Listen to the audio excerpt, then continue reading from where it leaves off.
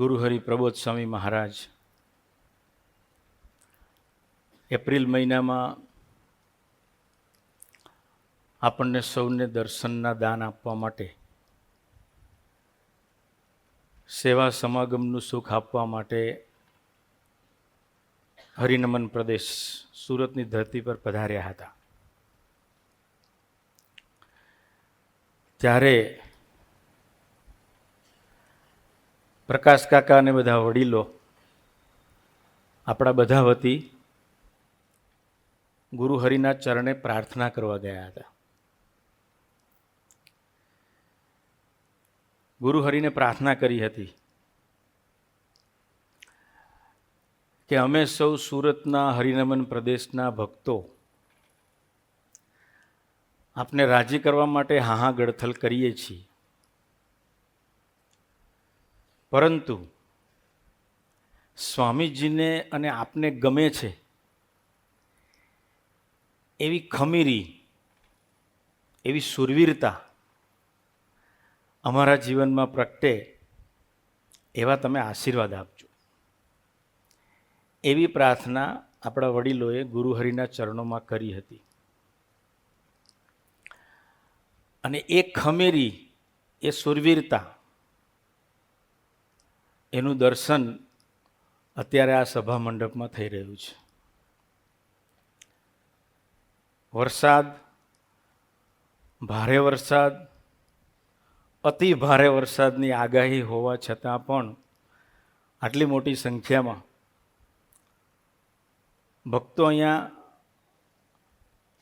સ્વાધ્યાય માટે, સાચા અક્ષરનું સાચું સેવન કરવા માટે આટલી મોટી સંખ્યામાં પધાર્યા. એક ખમીરીનું દર્શન છે, એ આધ્યાત્મિક સુરવીરતાનું દર્શન છે. એ ગુરુહરિના જે આશીર્વાદ છે એ સાકાર થતા હોય એનું આજે ગુરુહરિ આપણને દર્શન કરાવી રહ્યા છે.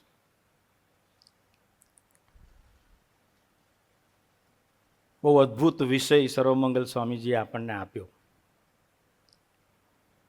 અક્ષર સેવન.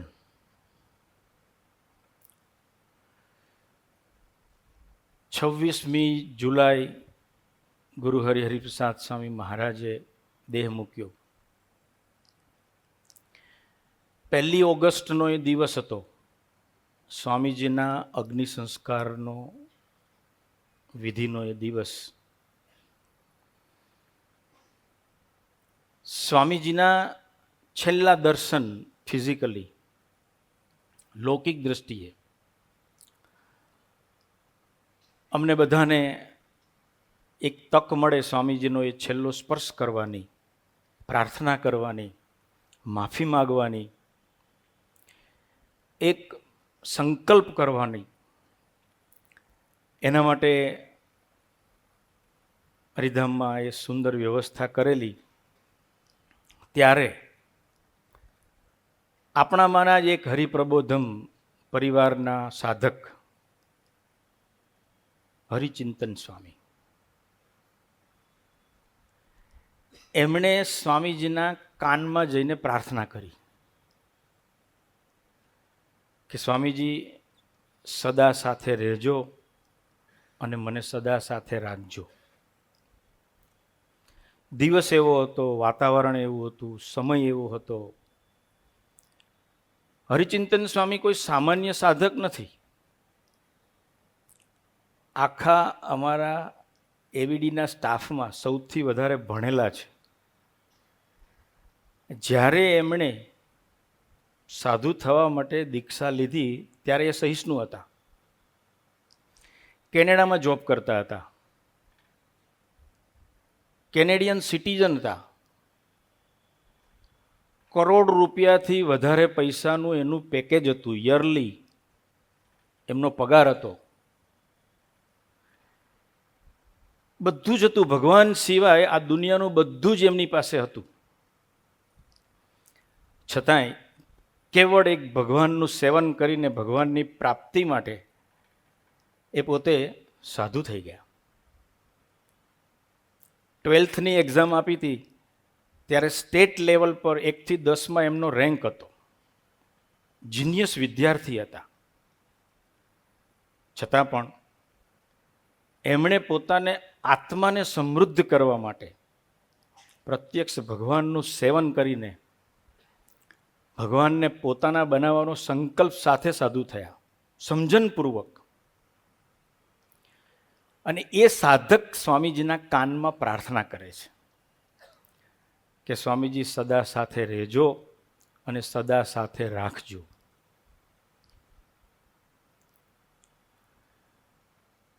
પ્રાર્થના કરી રડતા હૃદયે સ્વામીજીના છેલ્લા દર્શન કરીને ત્યાંથી એ યોગી પ્રાર્થના હોલમાંથી અનિર્દેશમાં એન્ટર થાય છે. ગુરુહરિ પ્રબોધ સ્વામીજી અનિર્દેશનું જે એન્ટ્રન્સ, ત્યાં જ પ્રબોધ સ્વામીજી સામેથી આવતા હતા. હરિચિંતન સ્વામી જતા હતા, રડતા હતા, આંખો લૂછતા હતા. પ્રબોધ સ્વામીના દર્શન થયા એટલે વધારે ભાવુક થઈ ગયા. પ્રબોધ સ્વામીના ખભે માથું મૂકી અને ધ્રુસકું ભરી લીધું. ત્યારે પ્રબોધ સ્વામીએ એમના કાનમાં 2 વાક્યો કહ્યા, હરિ સ્વામી, આપણે સદા સાથે રહેવાનું છે. આપણે સદા સાથે રહીને જ સેવા કરવાની છે. આપણે આખી જિંદગી સાથે રહેવાનું છે. અમે તમારાથી ક્યાં જુદા છીએ? હજુ તો 60 સેકન્ડ, 1 મિનિટ, 1 મિનિટ પૂરી થઈ નથી. જે અક્ષરનું આપણે સેવન કરવાનો સંકલ્પ કર્યો છે, અથવા તો આપણે પારાયણ કરવા માટે અહીંયા ભેગા થયા છીએ. કાલે સર્વમંગલ સ્વામીએ આપણને એક વાત કરી હતી કે જે અક્ષરનું આપણે સેવન કરીએ છીએ એ અક્ષર કોણ છે, એ અક્ષર કેવા છે, એનો વિચાર જો સાચા અર્થમાં થશે તો જ એ અક્ષરનું સેવન કરવાનું બળ મળશે. કારણ કે અક્ષરનું સેવન એક એવો વિષય છે કે જ્યાં આપણને પડે ખૂબ બળની જરૂર પડશે. ગુરુહરિ પ્રબોધ સ્વામીજી એવીડીમાં પોતાની રૂમમાં બિરાજમાન હતા અને પ્રબોધ સ્વામીજી એમના મોબાઈલમાં સ્વામીની વાતોનું વાંચન કરતા હતા. આપણને ખબર છે કે પ્રબોધ સ્વામીજી 1 સેકન્ડ બગાડે નહીં. આટલી પ્રવૃત્તિની વચ્ચે પણ વર્ષમાં 3 ગ્રંથનું વાંચન પૂરું કરે, અને આ વર્ષે તો એમને સરસ એક સહજાનંદ બી પૂરું કરી દીધું. એ પોતે સેવન કરે છે ને પછી આપણને આજ્ઞા કરે છે. તો પ્રબોધ સ્વામીના મોબાઈલ પર નોટિફિકેશન આવી, ટેલિગ્રામની નોટિફિકેશન કે Haridarshan Swami's father join Telegram account. એટલે હરિદર્શન સ્વામીના ફાધરે ટેલિગ્રામનું અકાઉન્ટ જોઈન કર્યું એવો નોટિફિકેશન પ્રબોધ સ્વામીના સ્ક્રીન પર આવ્યું. એટલે પ્રબોધ સ્વામી હસ્યા અને બાજુમાં જે સેવકો હતા એમને પૂછ્યું કે હરિદર્શન સ્વામીના ફાધર જીવે છે કે ધામમાં ગયા? એટલે સેવકોએ કહ્યું, સ્વામી એ તો ધામમાં ગયા. પ્રબોધ સ્વામી કે આ તો મોબાઈલ લઈને ગયા લાગે છે અક્ષરધામમાં. થોડું તઈ બી ટાવર આવે છે.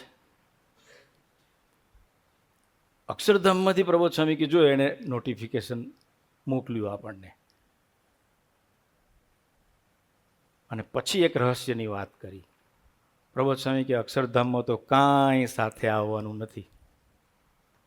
નહીં મોબાઈલ, નહીં બંગલો, નહીં ગાડી, નહીં પૈસો, નહીં દેહ, નહીં ડિગ્રી. જેના માટે આપણે આખો દિવસ અહીંયા ધમપછાડા કરીએ છીએ, સવારથી સાંજ, કશું જ સાથે આવવાનું નથી. પછી બોલ્યા, એક સ્વામીજી સાથેનો આપણો કેટલો સંબંધ દ્રઢ થયો એટલું જ પ્રબોધ સ્વામી કે આપણી સાથે આવશે. જેટલો જલ્દી આ વિચાર પકડાઈ જાય એટલો એ સાધક સેવન કરતો થઈ જાય. આજે સ્વીકારીએ, આજે માનીએ, આવતીકાલે માનીએ, આ જન્મે માનીએ, આવતા જન્મે માનીએ. પછી પ્રબોધ સ્વામી બોલ્યા કે સંબંધ બાંધવો હોય તો સેવન કરવું પડે. આજે સવારે જ એક પ્રસંગ વાંચ્યો. ગુરુહરિ અમેરિકામાં એક ગાર્ડનમાં વોકિંગ કરતા હતા. પછી બિરાજ્યા, ત્યાં એક નાનું બાળક રમતું હતું. પ્રબોધ સ્વામીએ કહ્યું કે જો આ ભૂલકું કેટલું નિર્દોષ છે, આને ભૂલકું કહેવાય. પછી કે મોટું થશે એટલે એનામાં બુદ્ધિનો પ્રવેશ થશે, અને પછી એ જ બુદ્ધિ બીજાને ભૂલકું બનાવશે. જો એ બુદ્ધિને આપણે સેવનના માર્ગે નહીં વાળીએ તો એ બુદ્ધિ આપણને ભગવાનથી નિરંતર દૂર લઈ જશે. આપણી પાસે બે જ ચોઈસ છે કે ભગવાન સાથે સેવન કરવા માટે મન બુદ્ધિનો ઉપયોગ કરીએ, અથવા એ જ મન બુદ્ધિને ભગવાનથી દૂર લઈ જવા માટે એનો ઉપયોગ કરીએ. ત્રીજો રસ્તો છે જ નહીં. કાં નુકસાની છે કાં નફો છે. પછી પ્રબોધ સ્વામી બોલ્યા, એક હરિભગત બોલ્યા કે પ્રબોધ સ્વામી અમને આશીર્વાદ આપજો કે અમે ભૂલકું થઈ જઈએ. પ્રબોધ સ્વામી કે ભૂલકું થવા માટે આશીર્વાદની જરૂર નથી. આશીર્વાદથી ભૂલકું ના થવાય. જેને ભૂલકું થવું હોય એને જાગ્રતતા રાખવી પડે. જે જાગ્રતતા રાખે એને ભગવાન આશીર્વાદ આપે. એટલે ધરતીના કોઈ પણ સાધક માટે એક નાની સાધના છે, અને એ સાધના છે જાગ્રતતા, જેને સર્વમંગલ સ્વામીએ સેવન નામ આપ્યું. સેવનનું બીજું નામ છે જાગ્રતતા. નિરંતર જાગ્રત રહેવું એટલે નિરંતર સેવન કરવું. તો પ્રબોધ સ્વામીએ પોતાના પડે પડના વર્તનથી, દર્શનથી આપણને એમને જાગૃત કર્યા છે, અને સેવન કરવાના માર્ગે આપણને આગળ લઈ રહ્યા છે. અમેરિકાની ધરતી પર વર્જિનિયામાં એક અમરીશ ભગત છે, એમનું નામ છે નીતિનભાઈ. પેલા ન્યુઝીલેન્ડ હતા. ભગત, રિયલ ભગત, સાધક.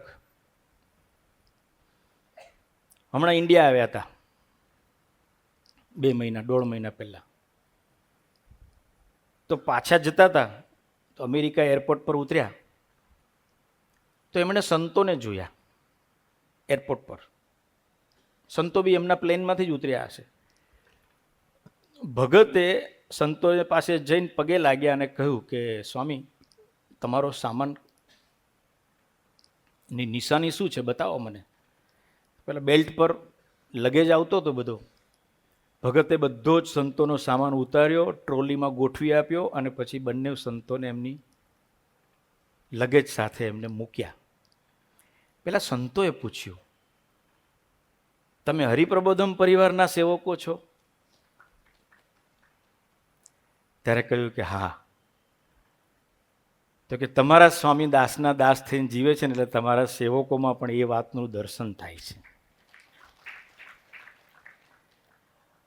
તો આપણા ભગવાન પોતે એવું નિરંતર સેવન કરીને જીવી રહ્યા છે. એ નીતિનભાઈએ ડ્રેસ પહેર્યો હતો, બેઝ હતો, તિલક ચાંદલો કપાળમાં હતો. એ નીતિનભાઈની વાત કરું છું.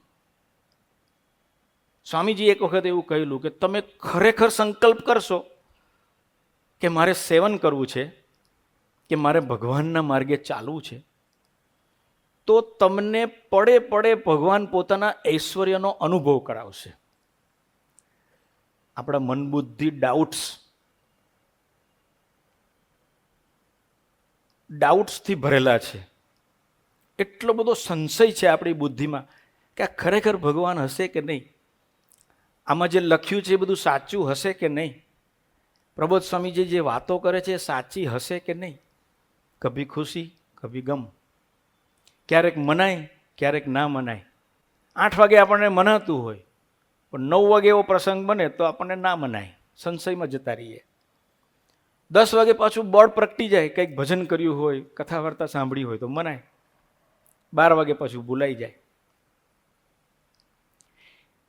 નિરંતર એ મન બુદ્ધિના પ્લેટફોર્મ પર પ્રબોધ સ્વામીજીનો પ્રભાવ રહે એના માટે નિરંતર સેવન કરવું પડે. નીતિનભાઈને પ્રબોધ સ્વામીજી દર્શન આપે છે સ્વપ્નમાં, અને એવું કહે છે એ જે ટાઉનમાં રહે છે એ ટાઉનનું નામ છે વેઇન્સબોરો. સ્વામીજી પણ ત્યાં પધારેલા. સ્વામીજી સાથે સેવકને ત્યાં જવાનું થયેલું એટલે હું એમને પર્સનલી ભગતના મેં દર્શન કર્યા છે અમેરિકામાં અને ન્યૂઝીલેન્ડમાં બી. સ્વામીજી દર્શન આપીને એવું કહે છે કે હવે એમના ટાઉનમાં એક જ ભગત, પણ એને ઉમંગ કે મારે અહીંયા મિશન ડબલની સેવા કરવી છે, મારે અહીંયા મંડળની સ્થાપના કરવી છે, મારે અહીંયા સભા શરૂ કરવી છે. જો ઉમંગ હોય, ગરજ હોય, ધગસ હોય, અને મોટા પુરુષનું સાચા અર્થમાં જો કોઈ સાધક સેવન કરતો હોય તો ભગવાન એને બધી જ વ્યવસ્થા કરી આપે. સ્વામીજી એને સ્વપ્નમાં દર્શન આપીને એવું કહે છે કે કાલે શનિવાર છે, તમે તમારા ઘર માટે ગ્રોસરી લેવા માટે જશો. અનાજ કરિયાણાની મોટી દુકાન, ડીમાર્ટ, આપણું ડીમાર્ટ, દાળ ચોખા ને શાકભાજી. તમે લેવા જ્યાં જશો ત્યાં તમને એક ગુજરાતી પરિવાર મળશે, અને એ પરિવારને તમે સભામાં આવવા માટેનું આમંત્રણ આપજો અને પછી તમારા ઘરે સભાની શરૂઆત કરજો. બહુ ધાર્મિક છે, ઇન્ડિયાથી આવ્યા છે અને સાથે નાના લાલજી લઈને આવ્યા છે. વૈષ્ણવ ભગત છે. વૈષ્ણવ ભક્તો બી નાના ઠાકોરજી રાખે, કૃષ્ણ લાલાની મૂર્તિ રાખે અને બહુ ભક્તિભાવથી એની ભક્તિ કરે. પણ સ્વામીજી એવું કહેતા હતા કે ભગવાન જ્યાં પ્રગટ હોય, મનુષ્ય દેહે પ્રગટ હોય, તો ભગવાન આવા ભક્તોને પોતાના સાનિધ્યની પ્રતીતિ કરાવે. આપણા હિતેશભાઈ મોદીના પ્રસંગની, એમના ફાધરની, કીકુભાઈ મોદીની આપણને ખબર જ છે બધાને. એ નીતિનભાઈ બીજે દિવસે ગ્રોસરી લેવા માટે જાય છે. ગ્રોસરી ખરીદીને પાછા આવે છે. એમને સ્ટોરમાં કોઈ દેખાતું નથી, અને જ્યારે પાર્કિંગ લોટમાં પોતાની ગાડીમાં બધો સામાન મૂકે છે અને સામાન મૂકવા જાય છે તો એમનો કંઈક સામાન નીચે પડી ગયો ટ્રોલીમાંથી, અને લેવા જાય છે તો બાજુની ગાડીમાંથી એક ભગત ઉતરે છે, એક બેન ઉતરે છે. એટલે પેલા બેને એમનો સામાન લઈને નીતિનભાઈને આપ્યો. પછી બેનનો ડ્રેસ જોયો, સાડી પહેરેલો, એટલે પૂછ્યું કે બેન તમે ઇન્ડિયાથી આવો છો? તો કે હા. ગુજરાતી છો? તો કે હા. વૈષ્ણવ છો? તો કે હા. ઘરે લાલજી રાખો છો? તો કે હા. તમને કેમ ખબર? તો કે ગઈકાલે રાત્રે મારા ગુરુ પ્રબોધ સ્વામી મહારાજે મને દર્શન આપીને કહ્યું કે કાલે તમને ગ્રોસરીના સ્ટોર પર આવી વ્યક્તિ મળશે તો તમે એમને પ્રાર્થના કરજો. તો કે બેન અમે અમારા ઘરે દર અઠવાડિયે એક સત્સંગ કરીએ છીએ, તમારી સાનુકૂળતા હોય તમે ખાસ પધારજો, તમને બહુ આનંદ આવશે. ત્યારે બેને બે હાથ જોડીને કહ્યું કે મેં ગઈકાલે મારા લાલજીને પ્રાર્થના કરી હતી કે તમે આ વેઇન્સબોરોમાં જ્યાં લીલા કરતા હો ત્યાં તમે મને મોકલી આપજો, અને આજે મારા લાલજીએ તમને મોકલી આપ્યા. તો આપણા ભગવાન તો પ્રગટ છે. આપણું મિશન ડબલનું બધું જ આયોજન એ જ કરી રહ્યા છે. આપણે જે સેવન કરવાનું છે પડે એની સંપૂર્ણ તૈયારી સાથે તો એકને દર્શન આપ્યા તો પ્રબોધ સ્વામી કાલે સુરતમાં 10,000ને દર્શન ના આપી શકે? આપણું મિશન ડબલ પૂરું થઈ જાય, આપણો ટાર્ગેટ પૂરો થઈ જાય. પણ બધું જ પ્રબોધ સ્વામીજી કરશે તો પ્રાણેશભાઈનો દેહભાવ ક્યારે તૂટશે? પ્રાણેશભાઈનું દેહાભિમાન ક્યારે તૂટશે? મારો સાત્વિક ભાવ ક્યારે તૂટશે? મારી અને ભગવાનની, પ્રબોધ સ્વામીની વચ્ચે રહેલી અનંત પ્રકારની અજ્ઞાન, ઇમોશનાલિટી, એનો પ્રલય ક્યારે થશે? પ્રબોધ સ્વામીને આપણી કોઈ જરૂર નથી સત્સંગના વિકાસ માટે. પ્રબોધ સ્વામીને મંદિરો બનાવવા માટે આપણા ધનની કોઈ જરૂર નથી. સુરતના એક જ મોટા શેઠિયાને દર્શન આપે તો 50 કરોડ રૂપિયા આપી દે. આપે જ છે. સુરતના મોટા મોટા શેઠિયાઓ ખૂબ દાન કરે છે. એક અનુભવ કરાવે તો આપી દે. પણ ભગવાન કેવા છે? તો જેને સેવન કરીને પોતાના આત્મામાં પરમાત્માને પધરાવા છે. આજે ભરતસિંહનો પ્રાગટ્ય દિન છે. એક સેવન કરતું ભૂલકું કહેવાય, આપણા બધા માટે આદર્શ કહેવાય. એમણે પોતાના જીવનમાં ભગવાનને સર્વોપરી રાખ્યા છે. એ એક સેવનનો પ્રકાર છે.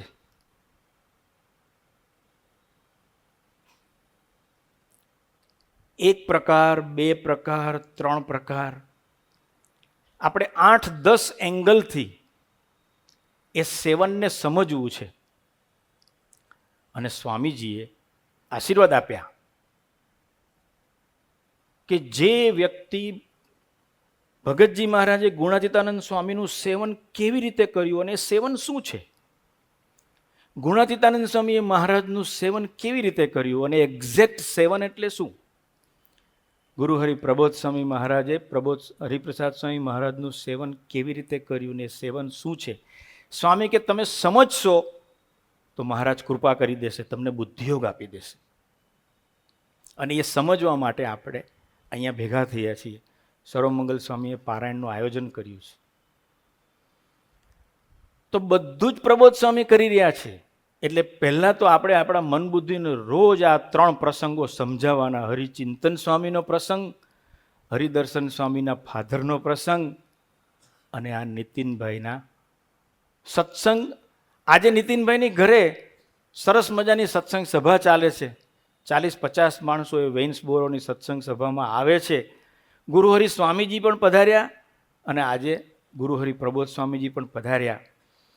તો એ ભગત સેવન કરવા માટે તૈયાર થયા છે. તો ભગવાન એને પોતાના ઐશ્વર્યનું દર્શન કરાવે છે. અક્ષરનું સેવન, કાલે સર્વમંગલ સ્વામીએ સરસ વાત કરી કે આપણે જેનું સેવન કરીએ એના જેવા થઈએ. પછી એમણે બધું સરસ રીતે સમજાવ્યું. પણ અક્ષરથી કોઈ મોટું તત્વ નથી. પુરુષોત્તમ નારાયણને અક્ષર બંને એક જ છે. એટલે કહું છું કે અક્ષર અને પુરુષોત્તમથી મોટું કોઈ તત્વ નથી. અને સેવન શબ્દથી આધ્યાત્મિક દુનિયામાં કોઈ મોટો શબ્દ નથી.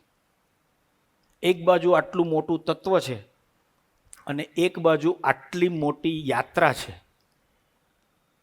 બહુ સિરિયસલી અને સિન્સિયરલી યોગીજી મહારાજ એવું કહેતા, બ્રહ્મ સ્વરૂપપણાનો આનંદ પ્રાપ્ત કરવો હોય તો નિરંતર ગંભીર રહેવું.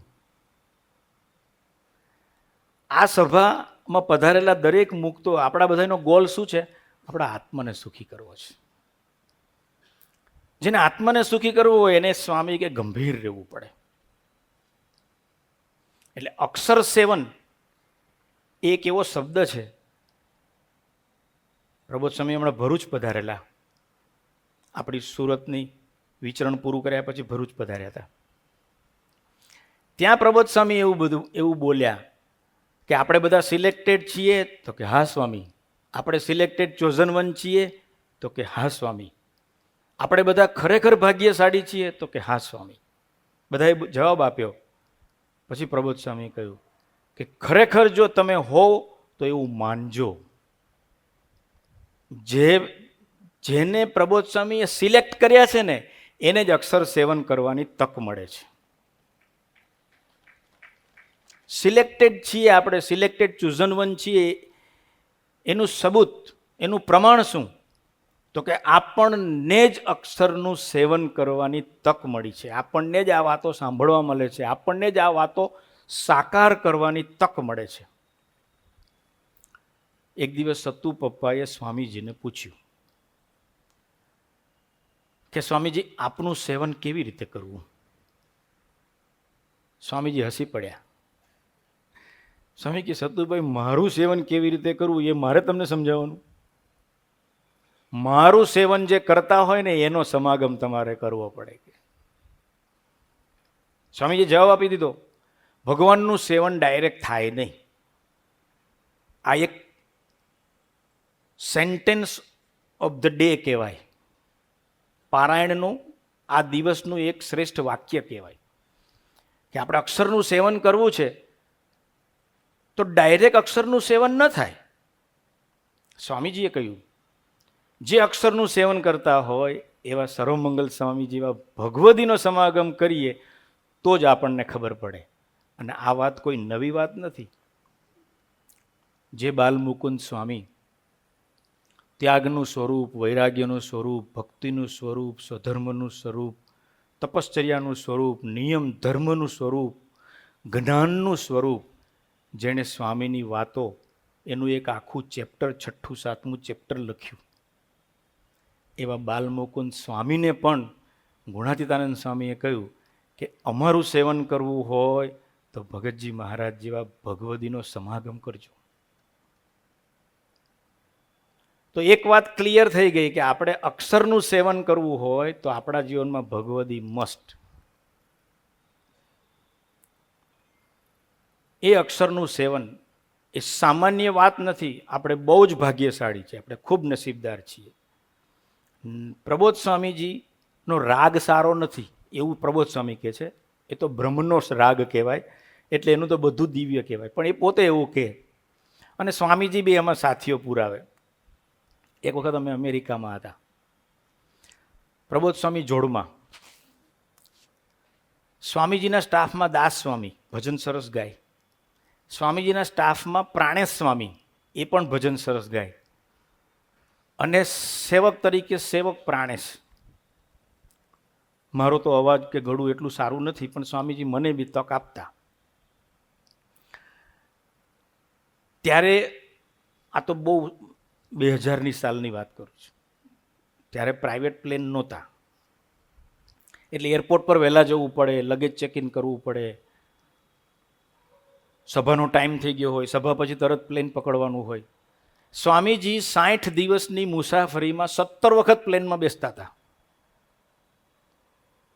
કેટલો બધો સામાન, એરપોર્ટ જવાનું, એરપોર્ટથી પાછા આવવાનું, રાતના 2 વાગે પ્લેનમાંથી ઉતરવાનું, બપોરે 3 વાગે પ્લેન પકડવાનું. સ્વામીજીએ ખૂબ તપશ્ચર્યા કરી છે અમેરિકાની ધરતી પર. હવે અમે 3 ભજન ગાવાવાળા એરપોર્ટ ગયા લગેજ ચેક ઇન કરવા, અને સ્વામીજીને પ્રબોધ સ્વામી બેઉ સભામાં ગયા.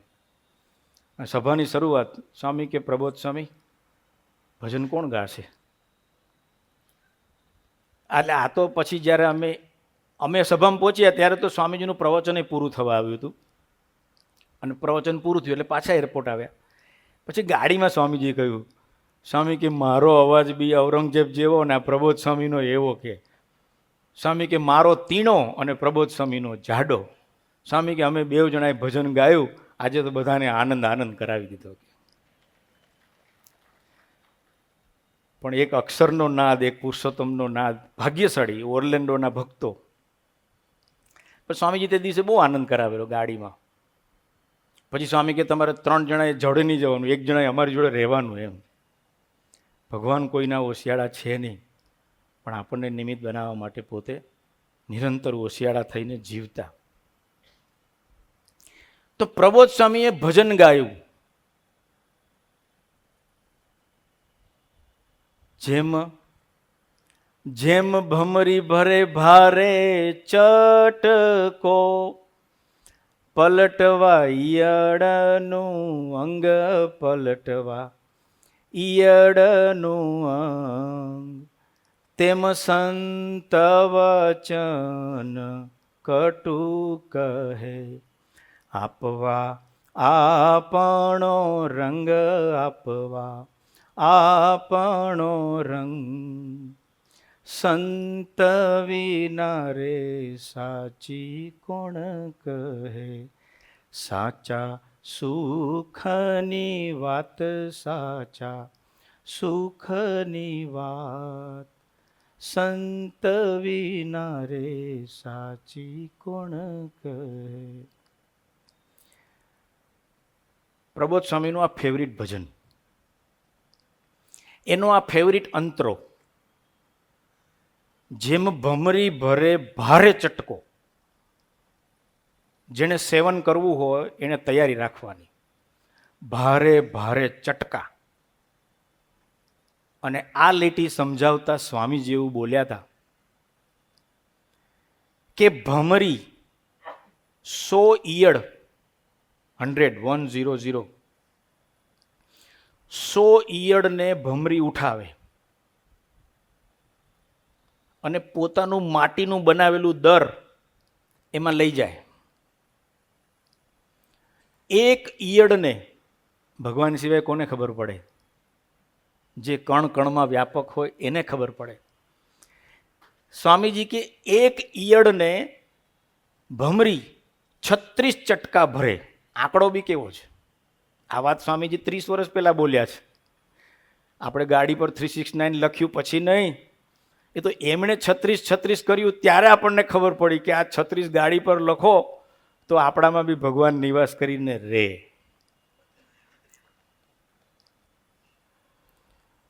સ્વામી કે એક ઈયળને ભમરી 36 ચટકા ભરે ત્યાં સુધી જો એ ઈયળ સહન કરે તો એ ઈયળના અંગ બદલાય, એના અવયવો બદલાય, એની જાતિ બદલાઈ જાય, એનો નવો જન્મ થાય, એ ઈયળ ભમરી બની જાય. પણ દરેક ઈયળ ભમરી થતી નથી. Those who are selected, chosen one. જે ઈયળો સિલેક્ટ થાય છે અને ચટકો ખમે છે એ જ ઈયળો ભમરી થાય છે. જેની સેવન કરવાની તૈયારી હતી, જેને ભગવાન સિવાય કાંઈ જ વાલું રાખવું ન હતું, હતું ખરું અંતરમાં ઘણું બધું ભગવાન સિવાય છે, પણ નથી રાખવું એવો ખાલી સંકલ્પ કર્યો બસ. હે પ્રબોધ સ્વામી, અમારે તમારા સિવાય અંતરમાં કાંઈ રાખવું નથી, એ વાત પાકી છે ખરું. પ્રબોધ સ્વામી કે મને તો આટલી જ તૈયારી જોઈએ છે, બસ તમે રોજ પ્રાર્થના કરજો કે અંદર તો બધું બહુ ભરેલું છે પણ કાંઈ રાખવું નથી, અમને એવું સેવન કરવાનો બુદ્ધિયોગ આપજો. એ સેવન કરવું, એ અક્ષર બ્રહ્મનું સેવન કરવા માટે સ્વામીજીએ આપણને એક રીત શીખવાડી કે જેટલો તમારો ભગવદી સાથેનું બોન્ડિંગ, જેટલું ભગવદી સાથેનું પોતાની જાતે કરવા જઈશું તો જવાનું છે દિલ્હી અને પહોંચી જઈશું મુંબઈ, પછી પાછું આપણે વલસાડથી પાછું આવવું પડશે, વાપીથી પાછું આવવું પડશે ને પછી પાછું આમ જવાનું. એટલે થોડું કરીએ પણ ભગવદીના સથવારે કરીએ તો આપણે સાચા અર્થમાં સેવન કરી શકીશું. પણ આપણે એટલે આપણા આત્માએ તો કાંઈ સહન નથી કરવાનું.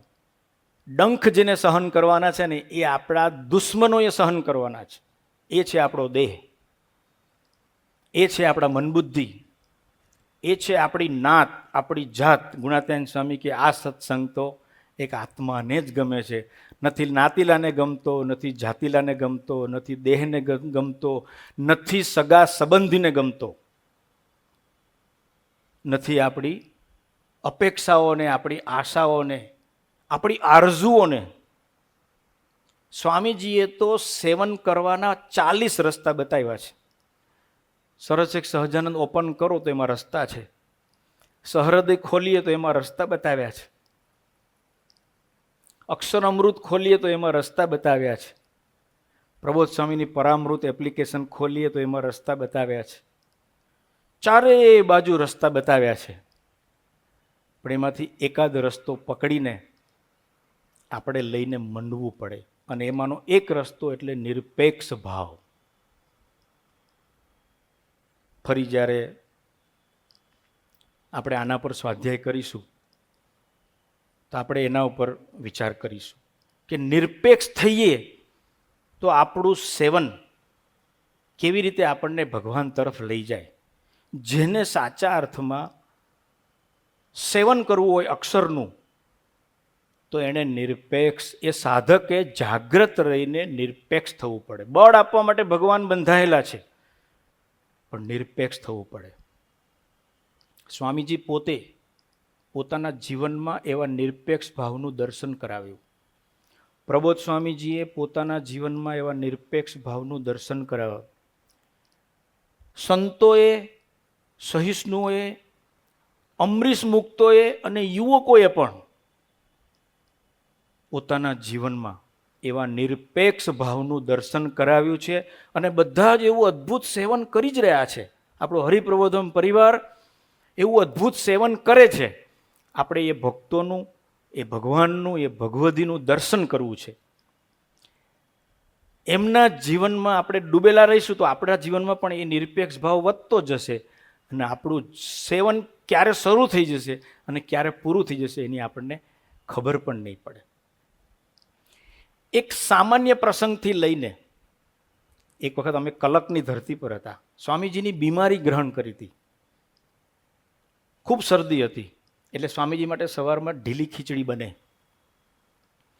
સવારે 11 વાગે સ્વામીજીને વિચાર આવ્યો, તો સ્વામીજી એવું બોલ્યા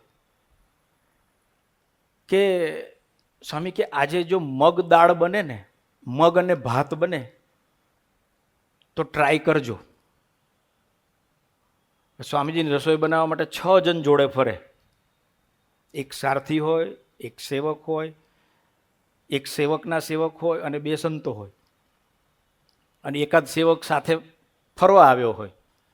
એટલે આનંદ વિહારી સ્વામીની ગાડીમાં ટોટલ 6 જણ તો હોય જ. બનાવવાની હોય, સ્વામીજીની ખીચડી તો આટલી બની હોય, 1 વાડકી. પણ સ્વામીજી શું કહે છે કે સાનુકૂળતા હોય તો સ્વામી કે મગ ભાત બનાવજો. પછી તરત બીજું વાક્ય બોલે છે, એ સ્વામીજીનો નિરપેક્ષ ભાવ. સ્વામી કે પણ ખીચડી ના બની હોય તો બનાવજો, બાકી ખીચડી બી ચાલશે. અનંત બ્રહ્માંડના માલિક, ત્યાંથી લઈને છેક સ્વામીજીના નિરપેક્ષ ભાવનો છેલ્લી વાત, પછી મારી સેવા પૂરી કરું. એક દિવસ અમે કેનેડામાં રમણભાઈ, સ્વામીજીનો ઉતારો, બહુ સમર્પિત ભક્તરાજ, પોતે અમરીશ, એના 2 દીકરા અમરીશ અને સૌથી નાના દીકરા સહિષ્ણુ સેવક છે, મંદિરમાં રહે છે. ટોટલ સમર્પિત ઘર, એક ઘરની અંદર સ્વામીજીનો ઉતારો. ત્યાં અમે બેઠા હતા, ત્યારે સ્વામીજીએ વાત કરી. સ્વામી કે હું તમને સમજવા માટે એક વાત કહું છું. અમારા લીડરે અમને એવું કહ્યું કે તમે પગથિયા ઉતરી જાઓ. સ્વામી કે અમે પગથિયા ઉતરી ગયા, અમે સોખડા ગયા. ત્યાં યોગી મહારાજના દર્શન થયા નહીં, બાપાનો પ્રોગ્રામ ચેન્જ થઈ ગયો. અમે પાછા આવ્યા. અમારા લીડરે ફરી પાછું અમને એવું કીધું, અમારા ભગવદીએ ફરી એવું કહ્યું કે પગથિયા નીચે ઉતરી જાઓ. સ્વામી કે અમે ઉતરી ગયા, અમે સોખડા જતા રહ્યા. આજે એ વાતને સ્વામી કે વર્ષો થઈ ગયા, પણ સ્વામી કે મારા ભગવદી જો આજે એવું બોલે કે મેં આ લોકોને નીચે ઉતરવાનું કહ્યું જ નહોતું, તો પણ સ્વામી કે મને સંકલ્પ ના ઉઠે, my boss is always right. મારા ભગવદી સાચા જ હોય. સ્વામી કે એ લેવલનો અમારો નિરપેક્ષ ભાવ હતો. અમે અમારા ભગવદીને એટલા નિરપેક્ષ ભાવથી એનું સેવન કરતા હતા. યોગી મહારાજે કહ્યું છે કે આ લીડર, યોગીજી મહારાજે કહ્યું છે કે આ ભગવદી, એનો સ્વીકાર કરવાનો, ન થાય તો મારો વાંક છે, મારા ભગવદીનો નહીં. સ્વામી કે અમે અમારો દોષ જોઈને નિરંતર અમારા ભગવદીનો ગુણ જ જોતા હતા. એવા નિરપેક્ષ ભાવે અમે અમારા ભગવદીનું સેવન કરતા હતા. એ અમારો યોગીજી મહારાજ સાથેનું સેવન હતું. એ અમારો સાચો યોગીજી મહારાજ સાથેનો સંબંધ હતો. પણ સ્વામી કે એ ભગવદી માટે મને 1 સેકન્ડ માટે પણ ઓરા ભાવનો વિચાર નથી આવ્યો. એવું ઉત્તમ કોટીનું સેવન યોગીજી મહારાજનું અમે કરતા હતા. એવા નિરપેક્ષ ભાવથી સ્વામી કે અમે જીવતા હતા. એ સેવન એટલે નિરપેક્ષ ભાવ.